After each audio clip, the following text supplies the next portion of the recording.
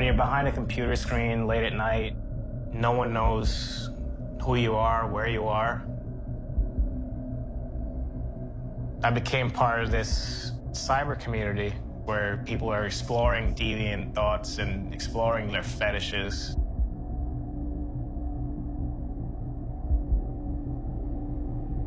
I'm not the only one out there with these thoughts. They were accepted.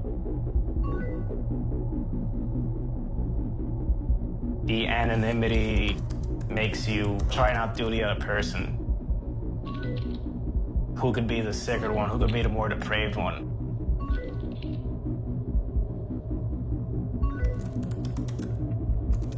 The baby was sleeping, the mom was sleeping, there was just nothing to do.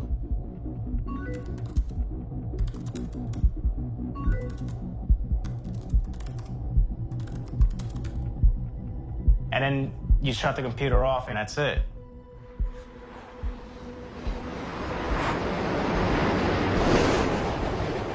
I go back to being the regular me.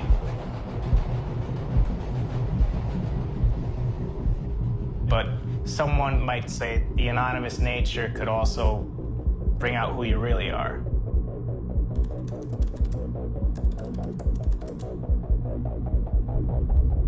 In my worst nightmare, I could never guess that this would have happened.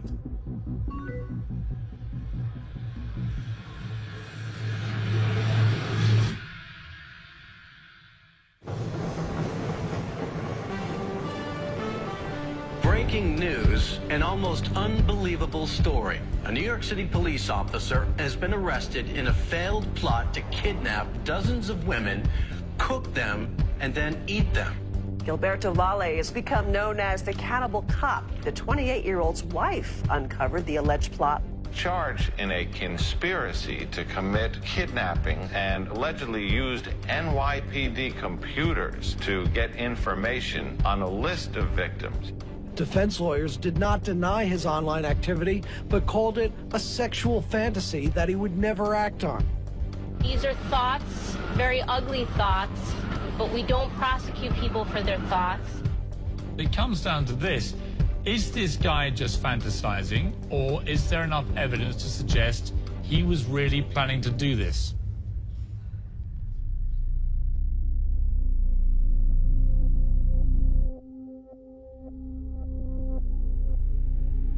There's nothing we like better than, at least in fiction, a killer.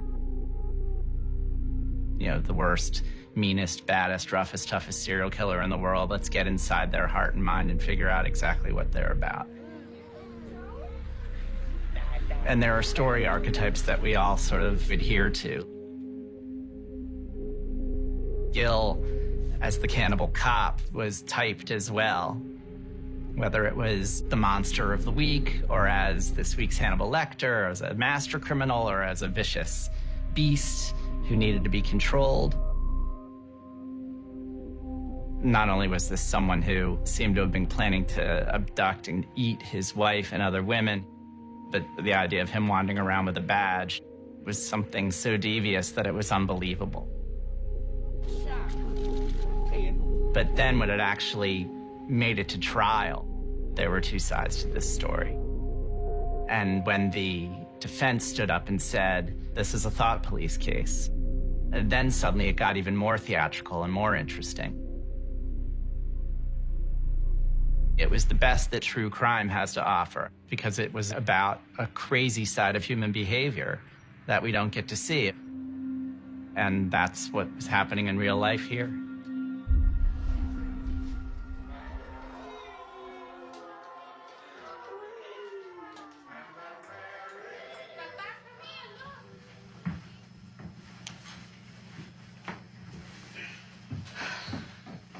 Audio's good? Excuse me, check 1, check 2. Check 1, check 2. Ready to go?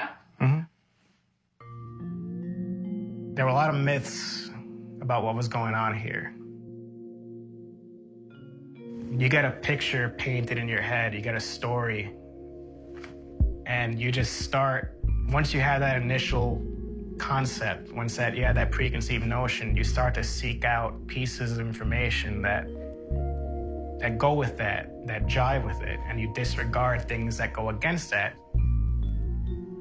You know, I want everyone to have all the facts in front of them before they make up their minds for themselves. I grew up in Queens, New York. My parents separated at an early age. Mom was more soft love, you know, she was there for emotional support. Dad would be the one to kick you in the butt. He was very, you know, strict, and we didn't want to disappoint my dad. Valle's arrest comes after the FBI obtained detailed accounts of the barbaric plans. The government says Valle made his sick plans in online chat rooms. His father in disbelief. Of course, I'm shocked. Is it possible? I don't think so. As a parent, now that all this has happened, a lot of different things come into the mind. Is he crazy? You know, all this stuff coming together. What is he? Is he crazy?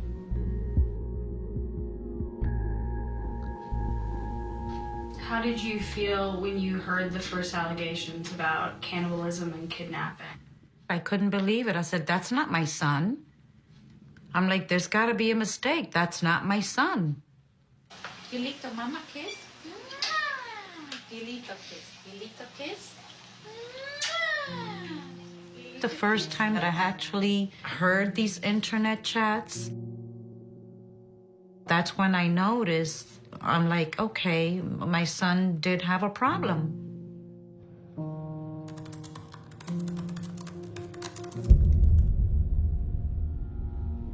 For the good boy that I know to be discussing women in such a way, it was just horrible. But if anything, he needed help. See a psychiatrist, see a therapist. I mean, I'm not saying whether it's right or wrong, but, you know, some people choose to let out their frustrations by going to the gym, punching a punching bag. That might work for them. For some, it might be getting on a site like this and fantasizing, you know, thoughts of horrible thoughts like that. Well, he created a monster. He's a good writer. I mean, how can anybody believe that one person is going to kidnap 100 women and cook and eat 100 women? Which one was in the trunk of his car? Which one was in the spit over the fire? Which one was in the oven? The fact that he's sitting there in his apartment while his wife and baby are asleep in the next room, and he's talking about, you know, slitting her throat, and the fact that he's going around in his police uniform all contribute to a sense of dread around it. But was he involved in the planning of a real crime, and at what point is it appropriate to step in? There was no real-world attempt, but when they went through his computer, they found 24 sets of conversations. And 21 of them, people said, hey, is this for real? And Gil Valle said, no, this is a fantasy. No matter what I say, it's all make-believe.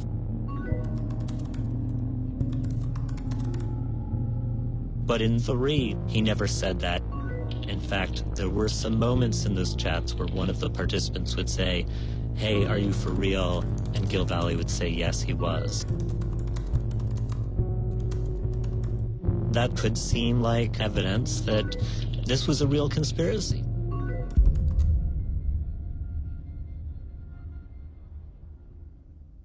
We do not have thought crime in this country. We do not prosecute people for what they think. It is permissible to have all of the thoughts from a criminal law enforcement point of view that Gilberto Valle had. What's impermissible is planning with another person to execute on those thoughts. 2 charges had been brought against him: conspiracy to kidnap, as well as an unauthorized use of a law enforcement database in order to gain some information about one of the victims. Conspiracy is the prosecutor's favorite instrument. In order to be convicted of an attempt, you have to not only intend to do it, but you have to go beyond preparation and cross a line that suggests that you're going to do it unless something stops you. Conspiracy allows you to move that line back. If 2 people just talk about doing something terrible and agree to do it and then take one overt act, they can be prosecuted and put in jail for the rest of their lives. The overt act doesn't have to be a crime itself. You know, it's not like you say, let's go rob a bank, and the overt act then is you steal a car to be the getaway car. It could be something that is entirely lawful otherwise. It just might have special meaning here. The defendant talked about disabling his victims using chloroform. He then searched how to make chloroform. The defendants talked about stalking their victims. And in fact, there was a search of a proprietary law enforcement-only database as to where one of the victims lived. This is not a simple case of where you're going after somebody just who thought some evil thoughts. He took lots of steps in the direction of possibly doing terrible things. He traveled to Maryland to visit one of the alleged intended victims. This target of his supposed plot was his college friend. If you think this is a dangerous, dangerous man, then everything that he did in real life takes on this really ominous color to it. This trip to Maryland with his wife and baby could seem like a recon mission for a murderous kidnapping plot. If he, in fact, was planning to kill somebody specifically, then all of these would be overt acts within any meaning of the law. The question is, what was in his mind? And I'm not sure he knew. Opening statements today in the trial of the cannibal cop. In the words of both the prosecution and defense attorneys, this is going to be a bizarre trial.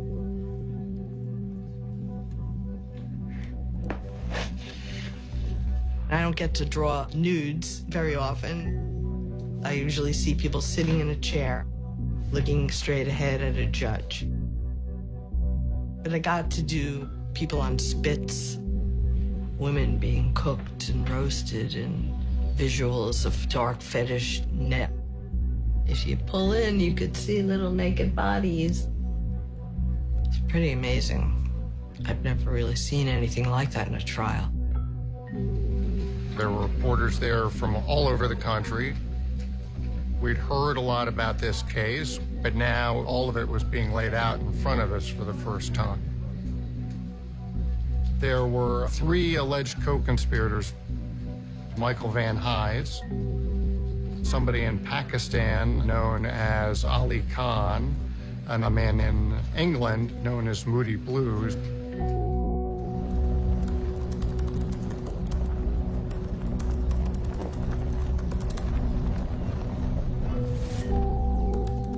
He had these plans written out for how to kidnap women. He was planning on building a pulley apparatus in his basement to string women up and torture them and slow roast them. Says he had a giant oven that he planned on stuffing these women into. It all sounded crazy, but potentially true. We had a tome of the chats copied for us, and we were in the position to determine how much of it was real and how much of it was fantasy. I think we all agreed this man has a problem. This is sick. This is really quite sick. But we weren't there to convict on his sick mind. We were there to convict on a conspiracy to kidnap and kill and maim and rape. What made it very real was that he took pictures from real people in his life and shared them on these sites. And that, for me, takes it past fantasy. He had what was called a blueprint and had made a list of what he needed. He had the ability to retrieve all these materials. That made it very real to us that any one of these women could have been a true victim of his. Alicia Friska early on became a major figure in the case. Investigators said Gil had been stalking her.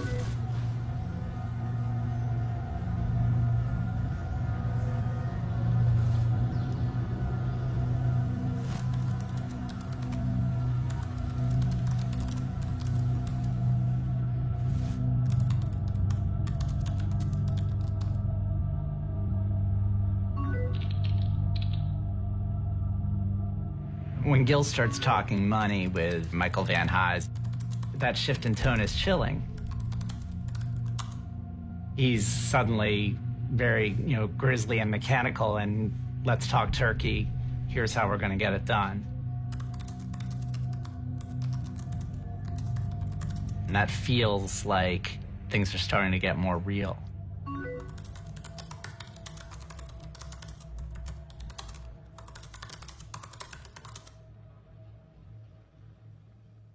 These fantasies were really, really scary. And the level of detail that Gil talked about and that other people talked about on the internet was also really, really scary.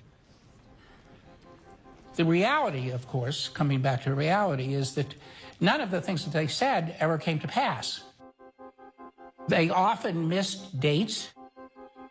They said, okay, I'll call you on Tuesday and we'll do something then, and then nothing happens on Tuesday. Nothing happens for 3 Tuesdays. And then nothing ever happens at all. These are fantasies. There was no giant oven that could fit somebody inside of it. There was no pulley apparatus being set up in the basement. In fact, the basement was a laundry room for everyone in his Queens apartment building to use, and wouldn't be a very good torture chamber. Let's put it this way. If this was done on Craigslist, you would know you were being scammed.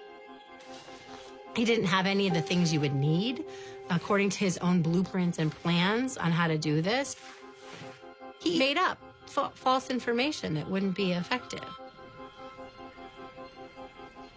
You read about the case, you read about these chats, and you're horrified.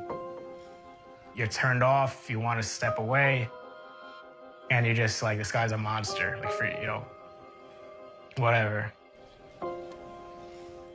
Yeah, this is depraved language and unconventional thoughts, but there's no evidence.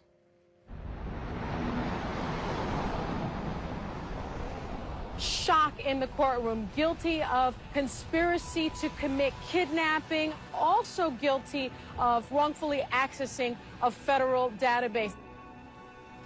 I almost froze in time, and all I kept hearing was guilty, guilty, guilty. For me to see him in shackles, it's heartbreaking. But, through all this, I haven't cried until now. And I feel like I want to scream. I never let it out. He's not a cannibal. He never ate anyone. Isn't that the true definition of a cannibal, is someone that eats human meat?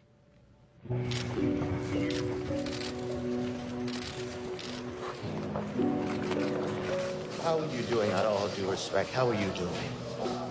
Look at me. I'm strong.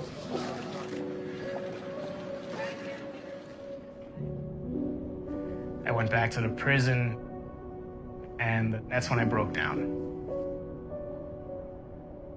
I didn't want to do it in front of my family, but I broke down. I hear a couple officers talking outside. One of them comes in and says, Valley got convicted. And another one says, get the fuck out. The guy thought that guy was going home. Obviously, the case involved thoughts that were unusual and bizarre and frankly, very ugly. And we think that the jury just couldn't get past that. The conviction was devastating to everyone on the defense team. You're representing a human being whose liberty is on the line, and when you lose, you lost it for this human being. I just think the jury didn't want to have the what-if moment. Sure, he didn't act in the real world. Sure, this was all in cyberspace, but what if? We were always worried that that thought would prevail over an objective, rational, non-emotional view of the evidence. People can be prosecuted for their thoughts and convicted, which is even sadder to think about.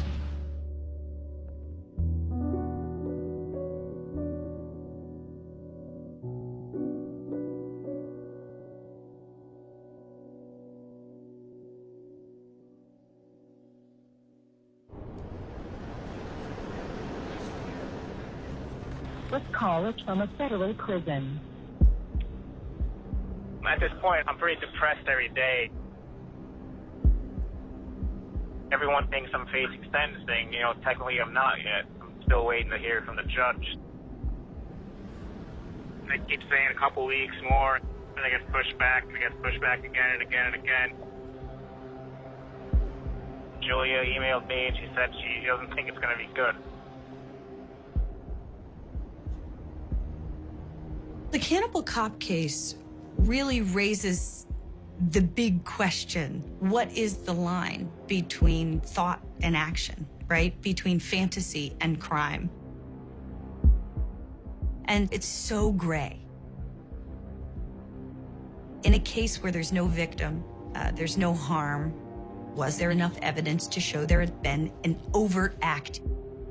The government was saying that all of his Google searches were overt acts in furtherance of a conspiracy. Gil, at some point, is thinking about eating people, and he starts typing, how do you abduct a girl?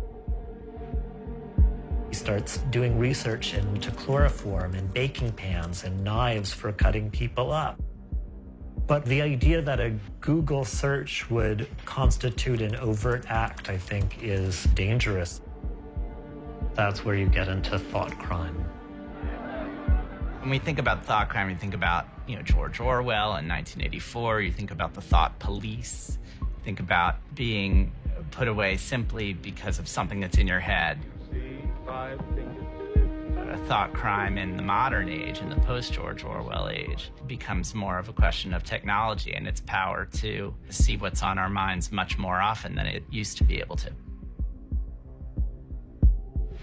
It's possible for the internet to know more about you than your best friend does, than your family members do, because what you type in the Google search box is often a very, very private thing, things you wouldn't even tell your friends and family. His wife is typing in things like, my husband doesn't love me. It's very sad to see, but I think it shows that Google searching is just an extension of the thoughts we have in our heads. Sometimes we're sitting at our computer alone and we just type them in.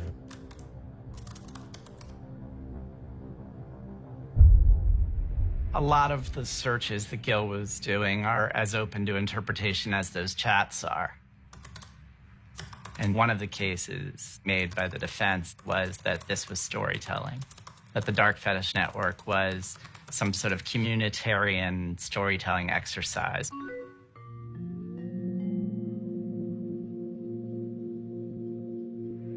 The same way that the prosecution is arguing that the chats are a window into Gil's thoughts, we can also look at literature as a window into the author's thoughts. Someone like Stephen King can write, any number of disturbing things about human behavior, and nobody's putting him in jail.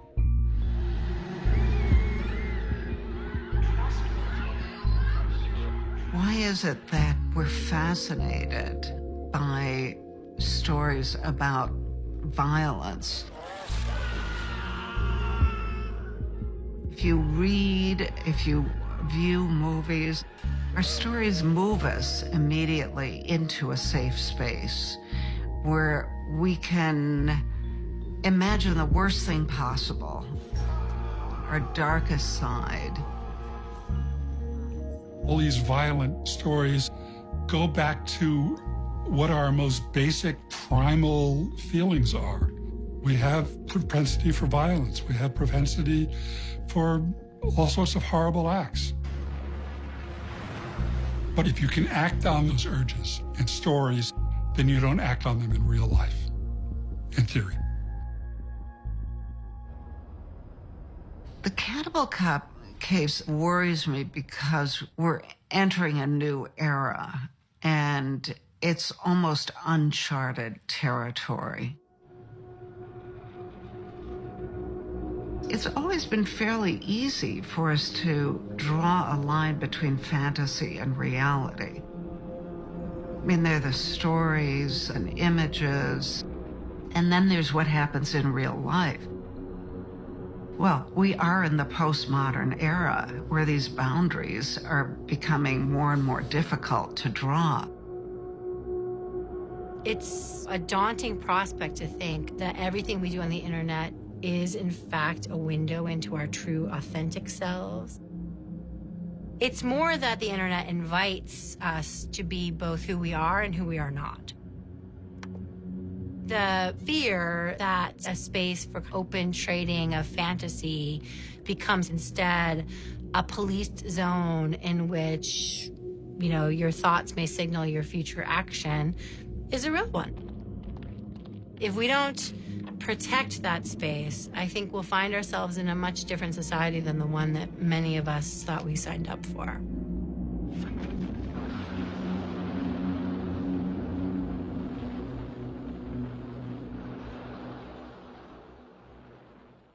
Anybody should be allowed to write a dirty story on the internet or have a dirty fantasy, even if it's gruesome and tasteless and not something you would necessarily want to talk to your mum about over dinner. That's fine.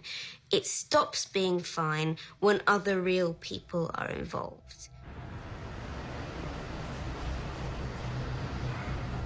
That this guy used police databases to track down women, and he used his privileges as an officer of the law to do that. Oh, it just sends a shiver down my spine. I just can't even. It's a extraordinary breach of trust between the police as an entity and the public at large. It wasn't just thought crime, it was real crime. The idea that everything that happens on the internet is fantasy and it's not really real is dangerous. It's just another way of not wanting to confront the fact that these evil thoughts and behaviors exist within human beings. It's not a product of technology or possession by the devil or any kind of outside force. It comes from us. The darkness comes from us.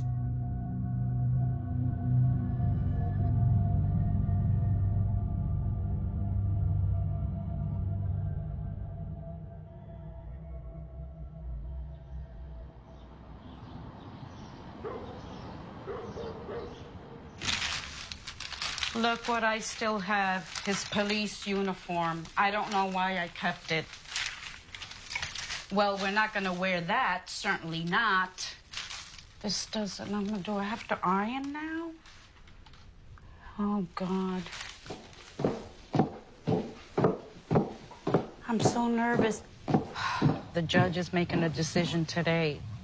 I called my family, I called my closest friends. I'm like, pray for me, pray for me. Because if there's gonna be bad news, I've been holding up all this time, Aaron. I've been holding up and I've been strong, but if I were to get bad news, I think that would be the end of me. I just want to give him a really big hug that nobody tells me, ma'am, you gotta leave. You know, I just want to hold on to him.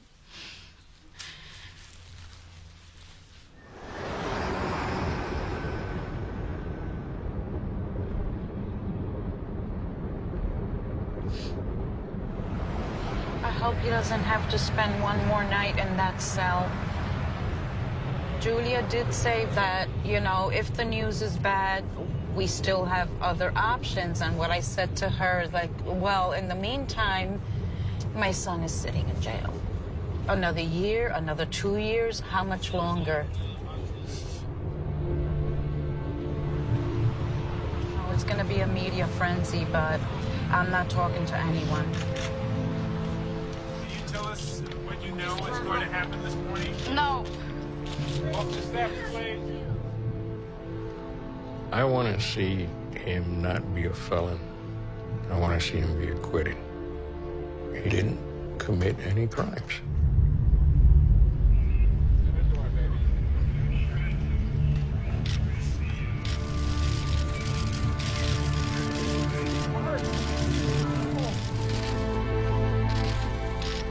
I'd like to make a very, very brief statement.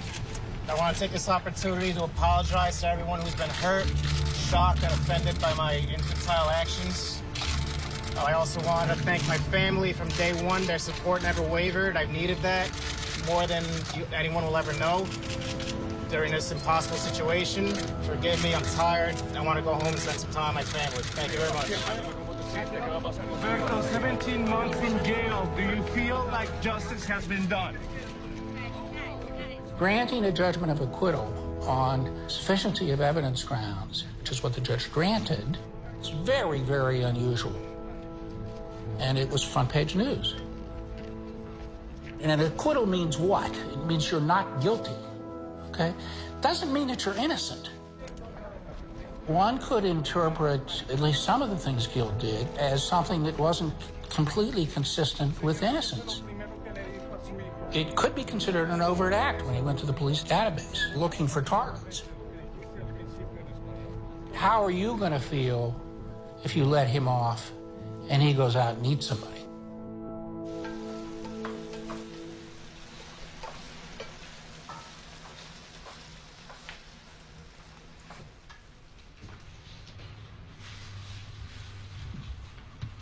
Those people have been there since 7 this morning.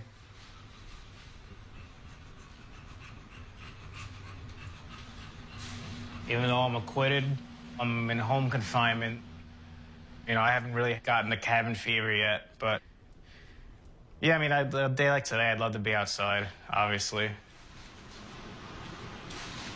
Last night, I'm home and my son is here, and I thought I was dreaming. I couldn't believe it. Until this morning when he's like, Ma, I need underwear. Ma, I need this. Ma, I need that. I didn't know where anything was. Home. I didn't know where anything was. My boy is home. Everything got packed up from my apartment. I wasn't there. He doesn't know where anything is. There we go. Nobody's alarmed. I have a fork in my hand with people around. Everyone's good? All right. Be careful. You gotta laugh about it. Of course. He's a danger to society. The victims are in danger. The victims.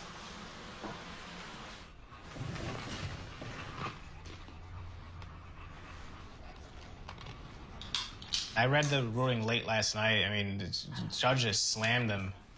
Somewhere in the page 80s, there's like 5 straight paragraphs where he ends all of them with, this can only make sense as a fantasy roleplay. It means, like, it makes no sense whatsoever in a real conspiracy. He ends like 5 straight paragraphs like that. All right. Bye, Julia. Thank you. Goodbye, everyone. Thanks. Take care.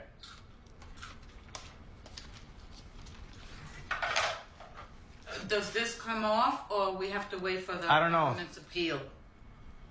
No, but we have to wait for the appeal. Oh, that can be months. Mm-hmm. This is something that was private, anonymous. It was a little bit of a skeleton in my closet, and now here, everything, this massive skeleton is out. It's the epitome of embarrassment to sit in that trial and have all these emails and chats read. I mean, it was like, hey, how the hell did I come up with something like that? It was bad.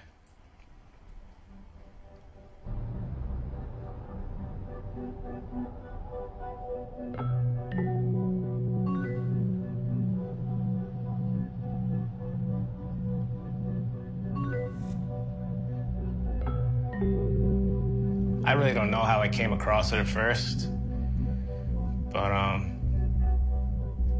it was there. I tried it out, and people thought I was pretty good.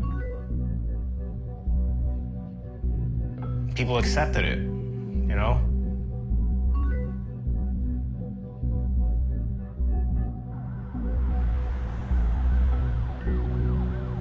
I mean, yeah, I had a stressful job, but I don't know how much that played into all that. You know, I could have gone out and got drunk. I could have stayed up and watched TV. So I don't know if that had to do with a lot of it.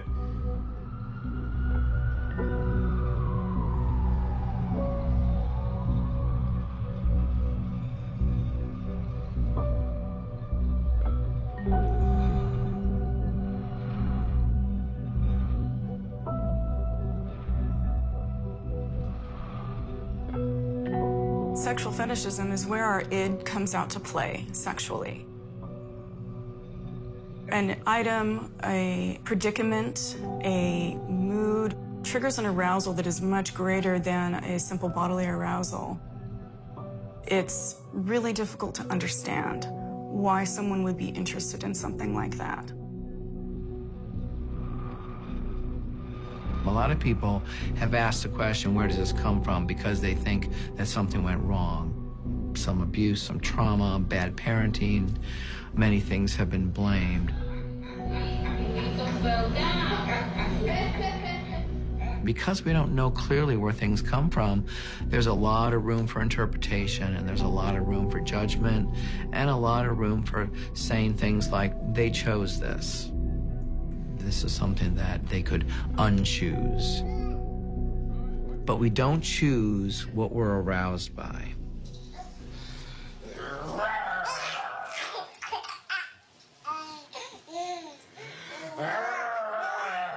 We live in a very Victorian, puritanical culture when it comes to sexuality.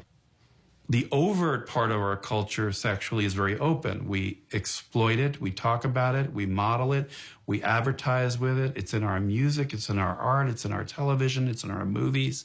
But covertly, I think people are pretty uncomfortable with their own sexuality. And when you juxtapose that schism between overt expression and covert inhibition, I think that's what creates sexual pathology and sexual problems and sexually compulsive behavior.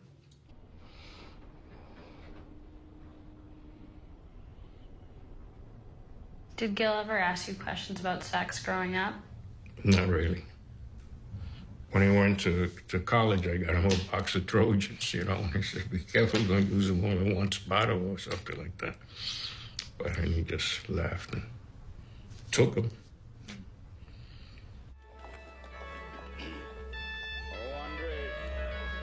It sounds to me like he was raised in an atmosphere where people didn't really talk about sex. And anything that fell outside of what was considered acceptable was horrifying, shameful, and something's wrong with me and I'm broken.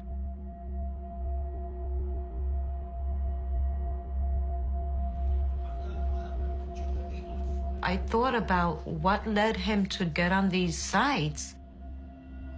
And I wonder if it had anything to do with our divorce. Why did you guys decide to get divorced? I really don't want to get into that. I was very young, so I didn't really understand what was going on. My memories of them involve a lot of arguments, unfortunately. Weren't many happy times. His dad was very possessive, controlling, and verbally abusive. I didn't want my son to grow up thinking that that's how you treat a woman. I mean, is he gonna talk about it? Is he gonna admit that, yes, that's what made me do it? Or the devil made me do it? No, just kidding. People try to explain why this happened. I try and explain it, and it's tough sometimes. I guess the most important thing I got out of these chats, if there was anything I got out of it at all, was just acceptance. This is the first time I'm really opening up about all kinds of freaky stuff, you know, cannibalism and bondage. All these years, it's all bottled up, and I have my chance to finally talk to somebody about it.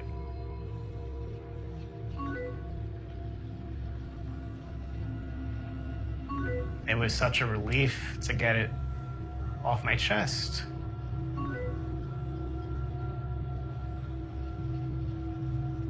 When you're typing it, you don't really think about it. You're just sort of in the moment. But as soon as the computer went off, it's over. You know, I'm the person who I am. I'm incapable of any violence. I couldn't hurt a fly.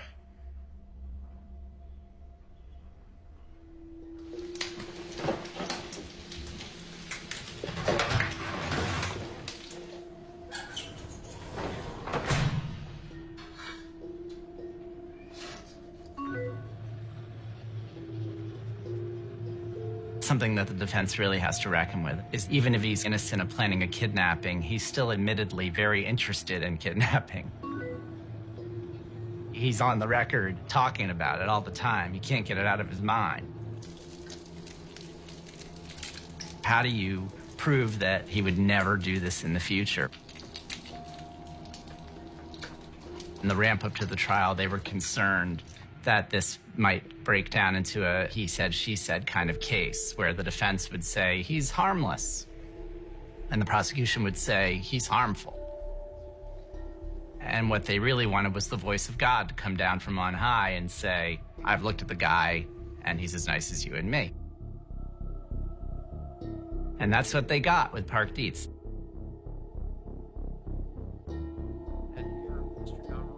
He is a titan in the field.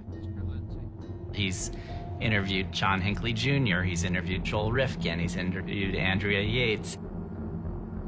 And almost for that exception, he works for the prosecution. That he would draw the conclusion he drew, which is that this guy's as safe as you and me, that's a huge deal. But then, when the trial actually happened, they decided not to bring him on the stand. Were Dr. Dietz to have actually testified that deviant sexual fantasy doesn't relate at all to those who sadistically rape and who sadistically murder, he would have been slaughtered on cross-examination. Dr. Dietz himself has written about how people with sexually violent intentions, not just fantasies, but offenders to be, may seek out law enforcement positions because of their ability to more easily access prey. But the defense suggests that Officer Valley was indulging in these cannibalistic chats and websites because he was coping? So let me get this right. This kind of behavior is coping? You show me one sex offender treatment program that tells people, go on the internet and cope with your deviant sexual arousal by just engaging with chats about cannibalism people. Boy, what a therapeutic remedy. A psychiatrist that was retained by the defense said that looking at these websites was a way to cope with those urges. In your experience, have you heard of anything like this? No.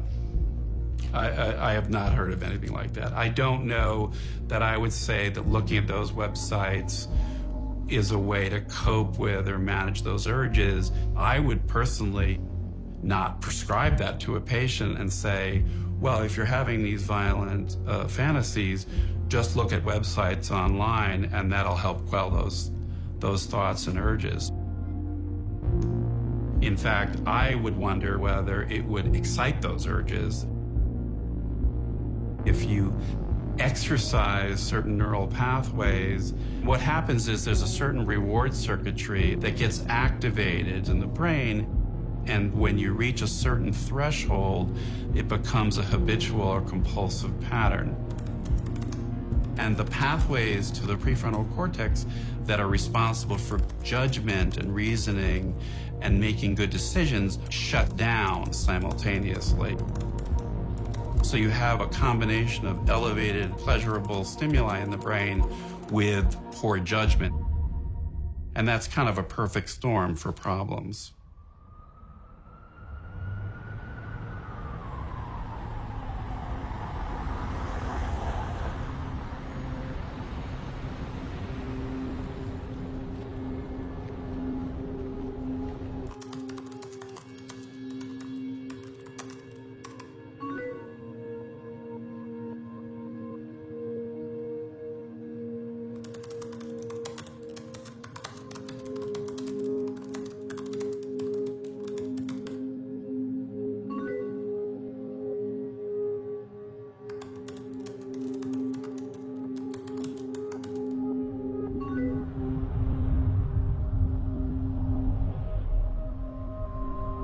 What is the capacity of people who are otherwise strangers, just connected by chat room or internet connection, to influence someone into crime from fantasy?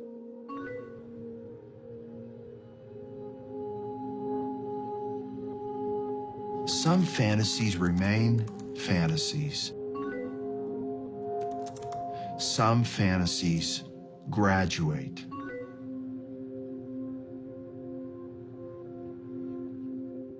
The website or the chat or the activity is no longer interesting to them in the same way.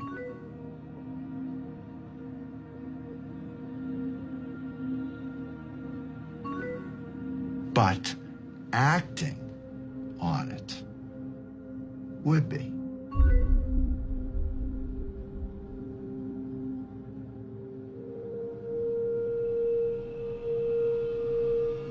The connection between fantasy online and subsequent acting out is impossible to predict.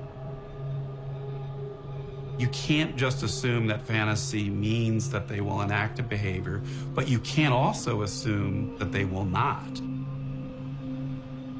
And I will be the first to tell you, in psychology and psychiatry, we are not good at predicting violent behavior.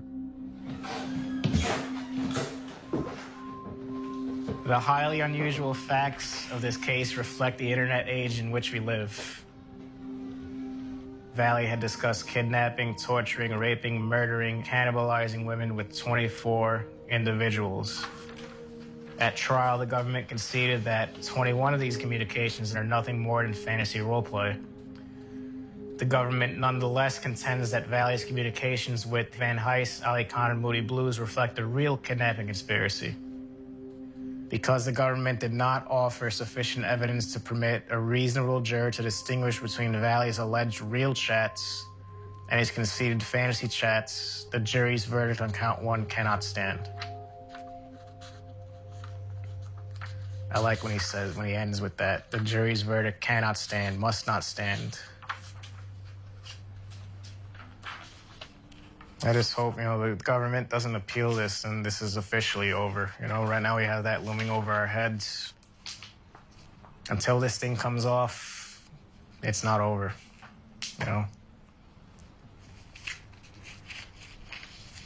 Go to the beach, all right?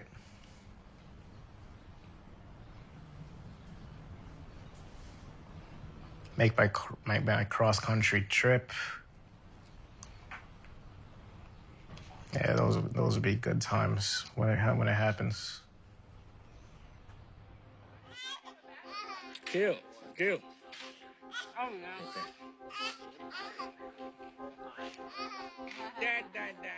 Perhaps the most significant aspect of this story is that Valle's sexuality was hidden. If one has to wall off an entire aspect of what turns them on, then one has a fundamentally dishonest relationship with their partner. And when you have a dishonest relationship with your partner, you may be able to maintain appearances, but the story is never going to end well. He always said that because he got home late, he couldn't go right to sleep, so he would play video games, watch TV, go on the internet for a couple of hours. Then after I got pregnant, it kept getting worse. He would stay up until 3, 4, 5 in the morning or just not come to sleep in our bed. And then all this really weird stuff started happening. She had installed spyware on the computer, and she found the chats, everything that this case is about. She found it all. It logged every keystroke that is made on the computer and every website that is visited, and takes pictures every 5 minutes or so of whatever is happening on the computer screen. There were all of these websites that I'd never seen. Dark fetish net, sexy Amazons, dark fet, motherless, fet life. I mean, I know S&M is kind of popular, like 50 Shades of Grey, but this seemed different. The girl on the front page was dead.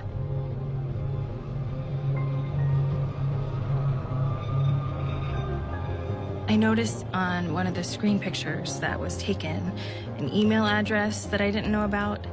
So I went to Yahoo Mail and entered the password that Gil had told me to use for everything. All of a sudden, I was staring at pictures of my friends, pictures of people we knew. There were thousands. She confronted me that morning and left with the baby.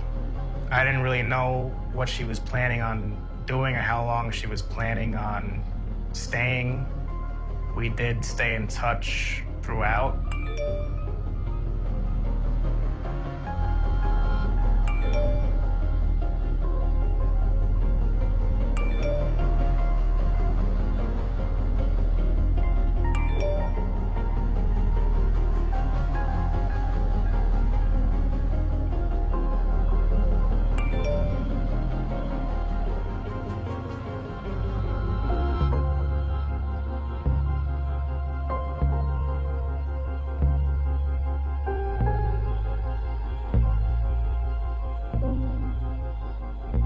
Partners may question themselves and say, well, why didn't I see this before?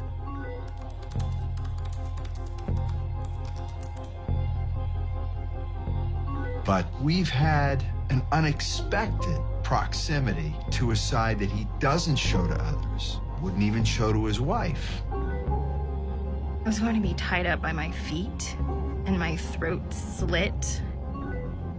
They would have fun watching the blood gush out of me. Over and over again, just kept saying that the suffering was for his enjoyment. that he wanted to make it last as long as possible, that he had no remorse.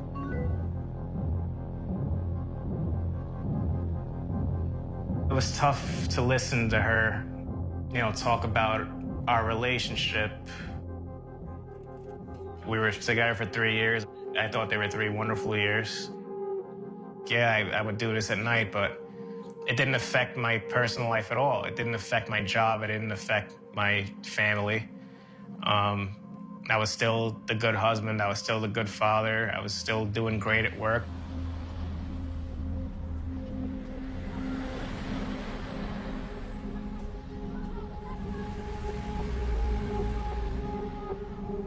It's hard to say what to do with the input of a law enforcement officer who's an accused sex offender. Every person charged with a crime will deny, rationalize, and distort facts and details in order to make his behavior acceptable. I'm doing this on the internet. But I'm doing it because my wife is sleeping with our newborn. Oh, I get it. He gets it. As far as sleeping, I started talking to this guy from England. So it was just as simple and banal as that, the time difference. So I would start chatting with him over there. It's 8 in the morning. Over here, it's 2 o'clock. And normally I'd be done by then, but now I'm playing a game with this guy. And, so I'd stay up a little later, and that's all it was.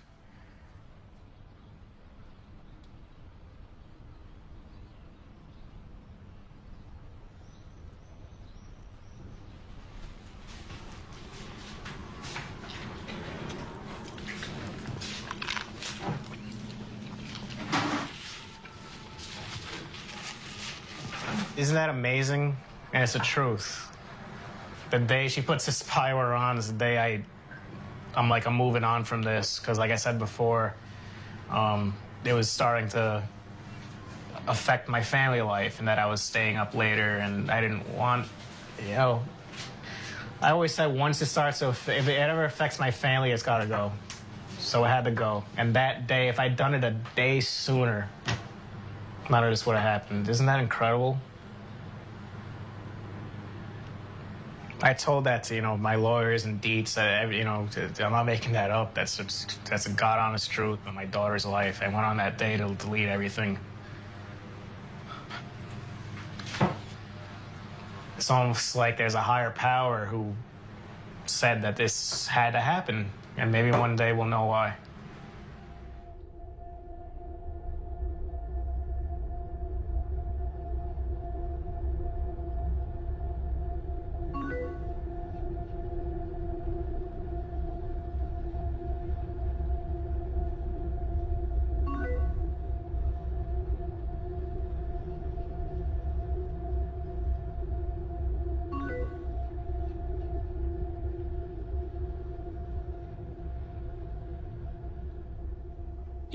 I honestly don't know about this guy. I think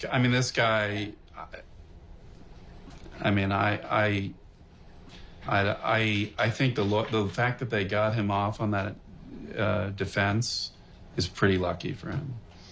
It's pretty unusual to have that kind of level of violent thought and fantasy and to get off on the defense.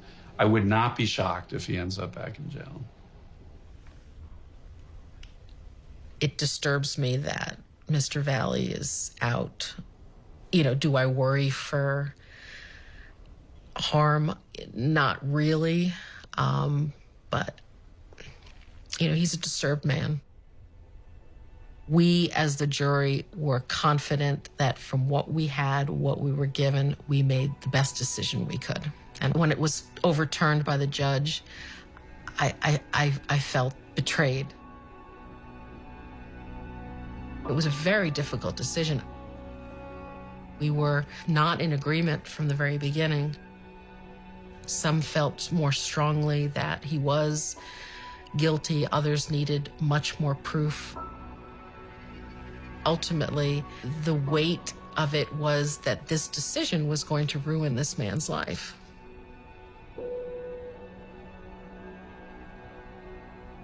When the trial ended and the judge read the charges, before we even talked about anything, we wanted everyone to understand what the charges were and what needed to be satisfied in order to convict. Illegal use of his police database, the entire jury agreed that he was guilty immediately.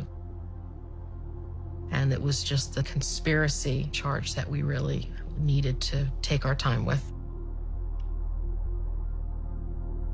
We dissected the chats that he had with various people, and this particular line of chats with Moody Blues was very different from the others.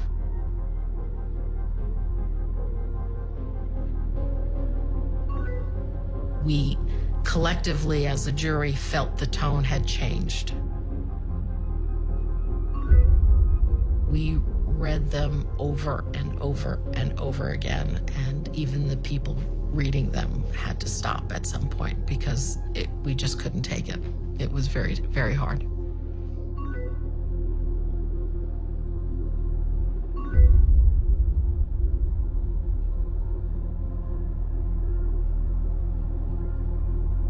He was taking the steps to take it to that next level, to make his fantasy become real. How long does one wait till one goes through with it?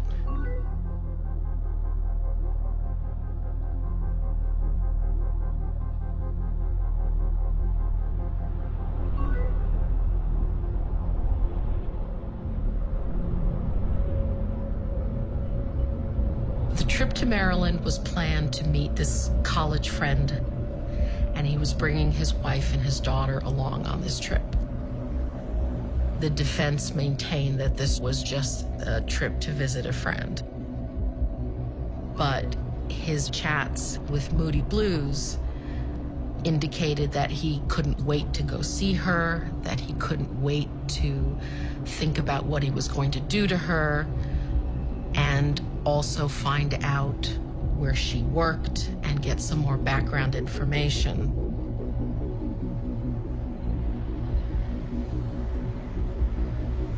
It was proven that he did drive by her office because he had texted to her about, was that your building? Apparently the building has some significance on this road.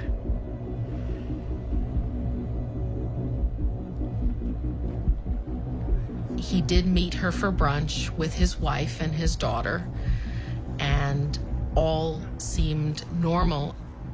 Just friends getting together and talking, and her meeting his wife and his daughter.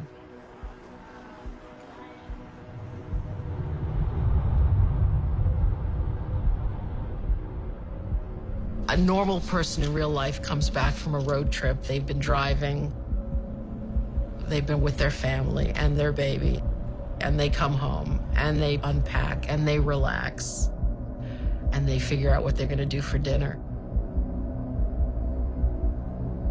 Based on the timeline, this man went straight to his computer and straight to his friend to chat, almost like he was reporting in.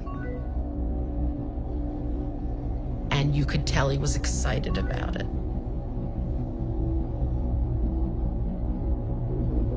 The fact that he came back from this trip and one of the first things he did was write to Moody Blues was enough to say that he had made this trip, he had a purpose for this trip, he satisfied that purpose, and he shared it with his conspirator. And that, I think, ultimately led to his downfall.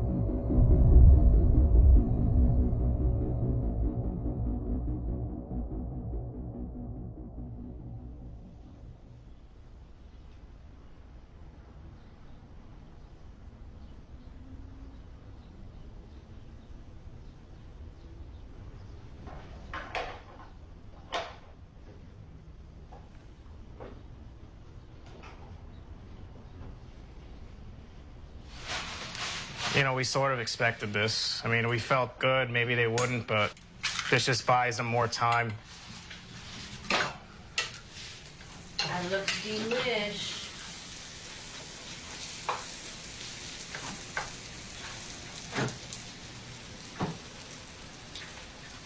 You know, I gave myself a couple hours just to be down, but, you know, if I'm down, they win. So I don't want to let them win anything. You know, I don't want to let them win anything, you know? Even in jail, I said that all the time. Like, if I'm down, the government's winning. Oh, that's a lot. Okay. I always overdo things.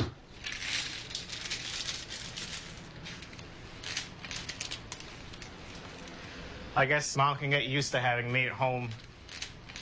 I can get used to this real quick.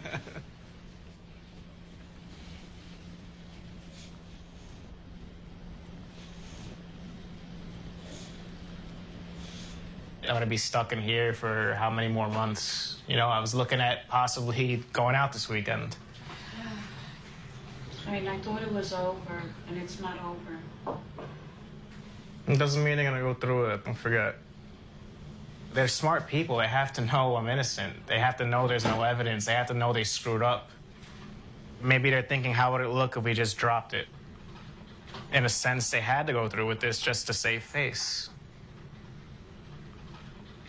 You know, what are they gonna do? BS the Court of Appeals now in paperwork? They can BS a jury. They can't BS judges.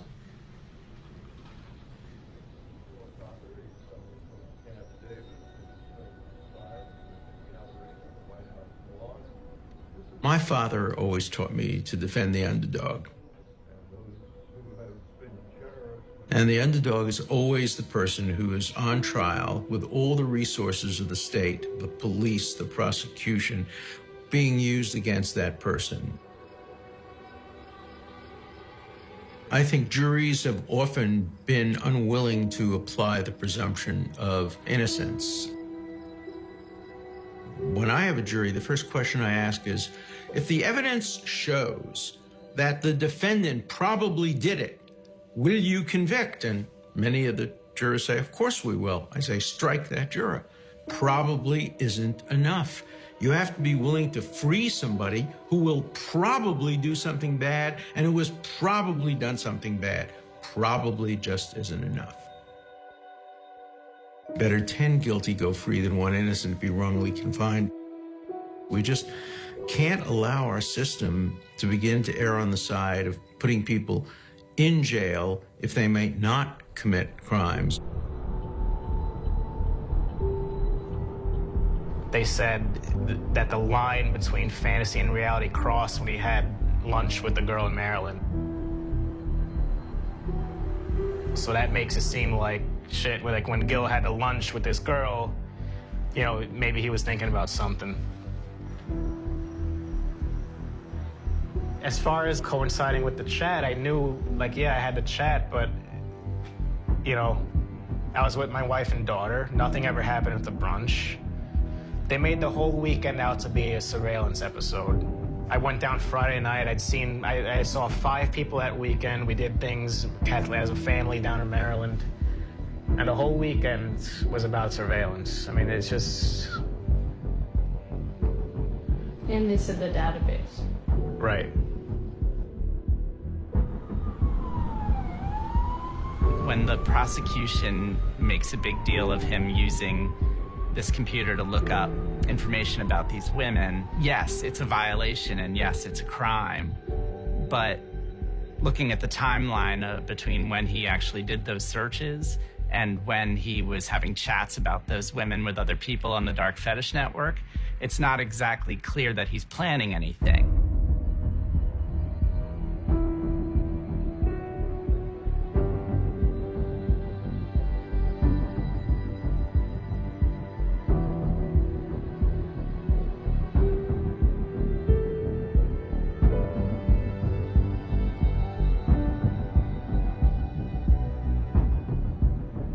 They might have had more of a case if he looked up that information and then 5 minutes later, there's a record of him emailing somebody from the dark fetish network saying, here's the address.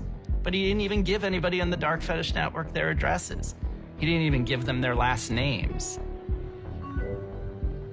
There's one potentially very telling moment in the chats where Moody Blue says, "What's her address?"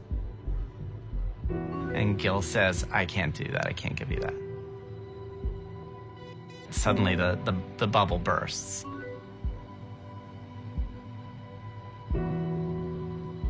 This is Gil Googling someone he has the hots for. Only instead of Google, he's using the police computer because he's at work and bored and says, "Oh, I have the hots for Kimberly. I'm going to check out the information in the police database for her."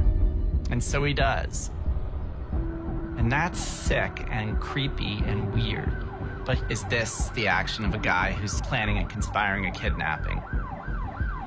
The prosecution had to convince a jury, beyond a reasonable doubt, the highest standard in the law. He actually was agreeing to commit the crime of kidnapping women. And here, in this case, I don't think they did.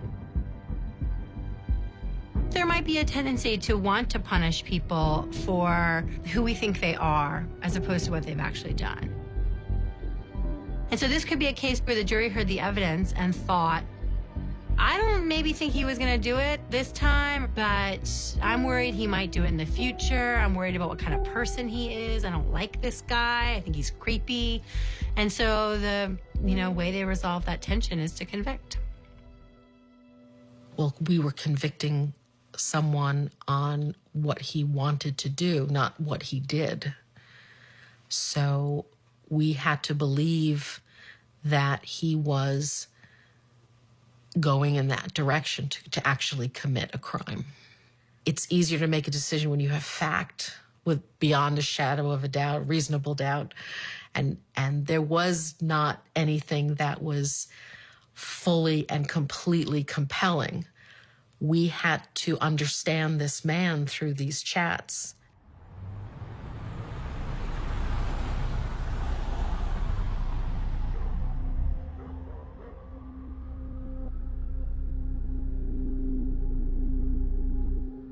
When the police got this information, absolutely they were right to act on it.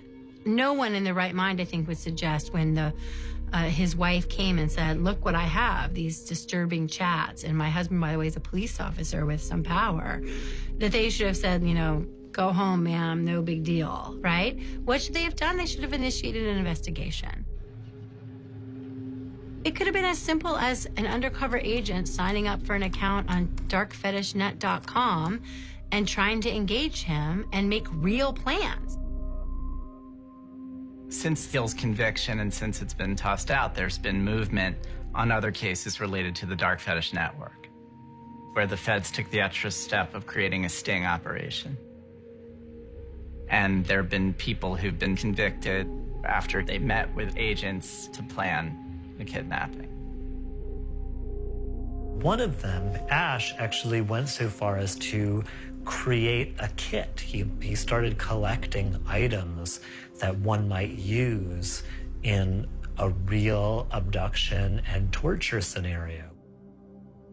He had needles and handcuffs and speculums. He even went and he bought a stun gun.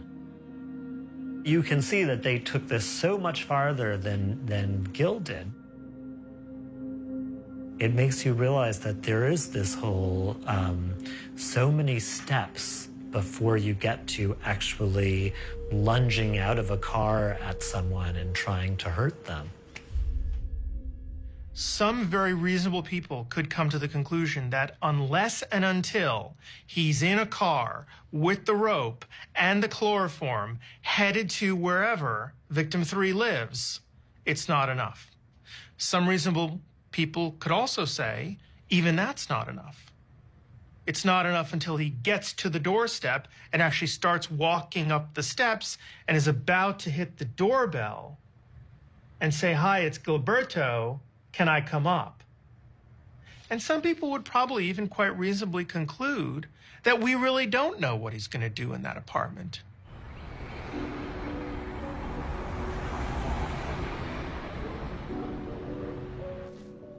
There is always reasonable doubt about whether or not someone is going to take a particular action. We don't know, right? And police officers don't have some magical psychic wand that allows them to know either. We don't want to give the government the ability to decide what fantasies meet the thought police's bar for acceptability. That bar is rightly high. Look, if the First Amendment protects someone fantasizing about violently raping and killing and eating a woman, it's going to protect pretty much anything you're thinking about. And that's what principles mean. They make us uncomfortable, and we apply them regardless.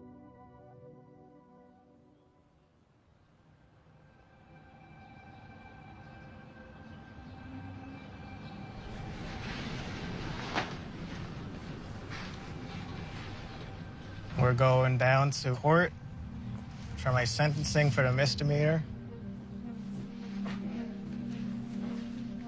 The big news out of today will be whether or not this house arrest is over. Number two, is the government going to go through with their appeal?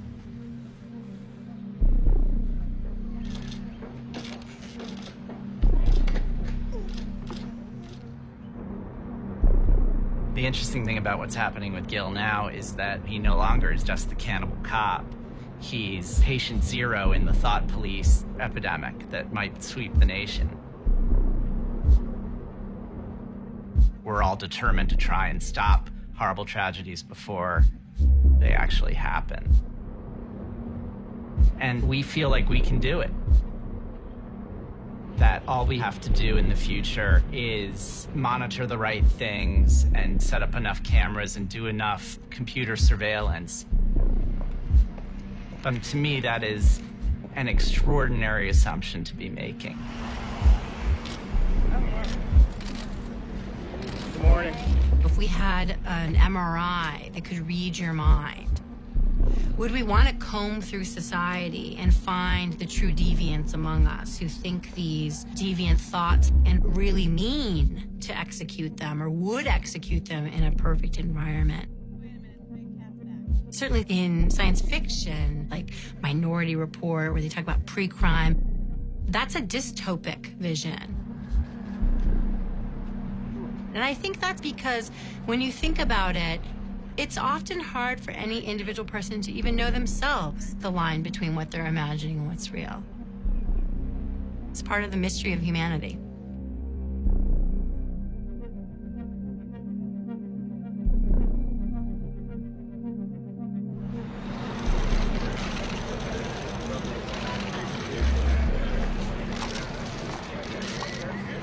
You know, there's been a lot said about me when these allegations came out.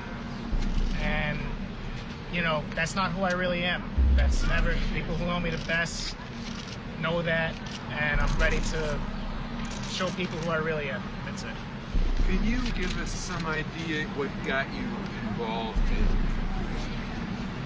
these issues in the first place? No, I'm not going to comment on that right now. One of the most troubling gray areas of this case is that most of us don't understand why someone would act on an impulse like this. I don't think the jurors, I don't think the media, I don't think many people at all could really look into his heart and really understand Gil as a person. Is he a harmless teddy bear of a guy, or is he a nefarious master criminal? I really don't know. Look at this beautiful thing right here. Bare skin. I think part of you wants me back, but the other part of you wants to kill me. I don't know which Gil is real. I'm afraid I don't know you at all. What makes somebody an ethical human being isn't what they think, but what they choose to do with the thoughts. Somebody can be having the most dark, depraved thoughts, but if they don't do anything about them or find an outlet that is entirely harmless, then that doesn't stop them being a decent human being. And in the gap between thought and action, that's where people actually discover what kind of human being they are. And I think people have to be allowed to make that discovery and then live with the consequences. There's no news yet with the appeal. They haven't submitted anything yet. Today is the deadline. So I guess they have until 11:59. They'll probably wait till 11:50. But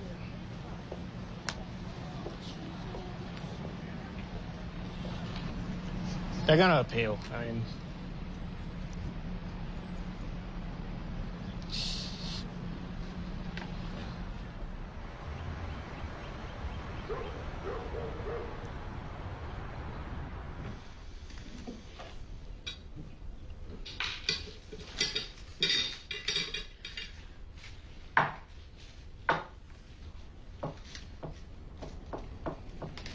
I don't want to get my hopes up, but they didn't mention it in court. I don't know. They haven't filed it yet. But I don't want to get my hopes up. It's already been such a good day. But this really could be over tonight. Completely.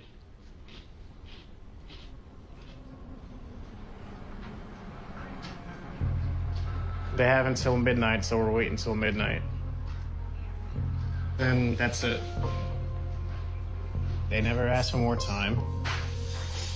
And, you know, the thing better be dismissed.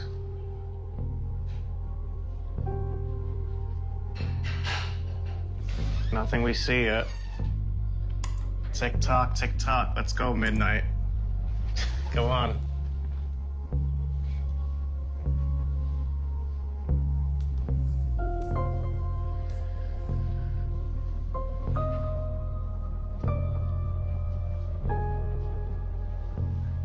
What an ending it would be, you know? Like today, it would all end. You know, the supervision I'm not worried about. It's not like I'm gonna go out and commit a crime or anything like that. I have no desire, not the slightest inkling to get back on any fetish website. Those days are gone. And, nothing will be hanging over my head anymore.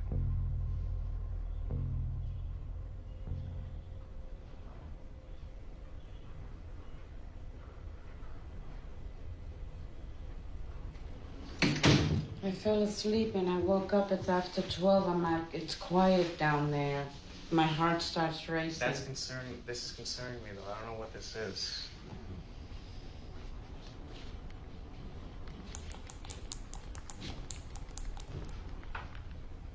I'm on something called Cases Selection Table, and we're on the Second Circuit for sure.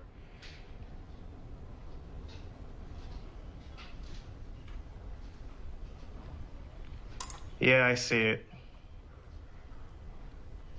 Yeah. All right, bye. They file it around 7:30. Really? Yeah. We were looking at the wrong thing. I was expecting it.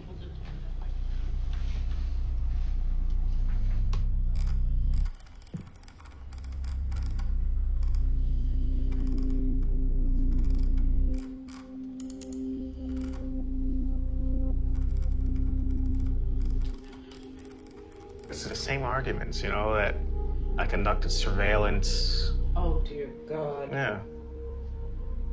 So they really want to make it. I attempted to establish trust.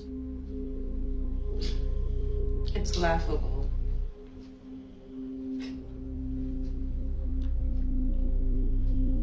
I'm not worried. Don't worry about it. Today was, enough of a good day. I'm not worried at all. All right. I'll stop by tomorrow, all right? All right, see you. All right.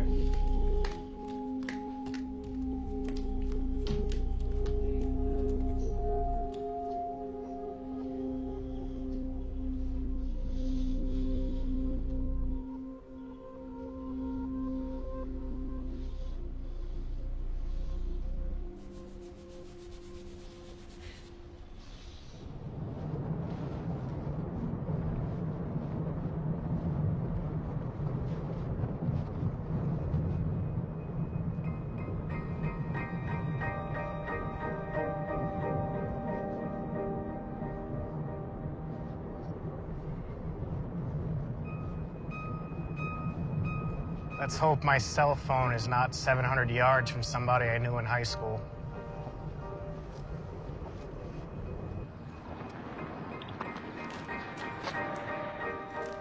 Everything sort of overwhelms me sometimes. With the appeal coming and the notoriety that's now surrounding my life. Well, sometimes I feel like someone's watching me.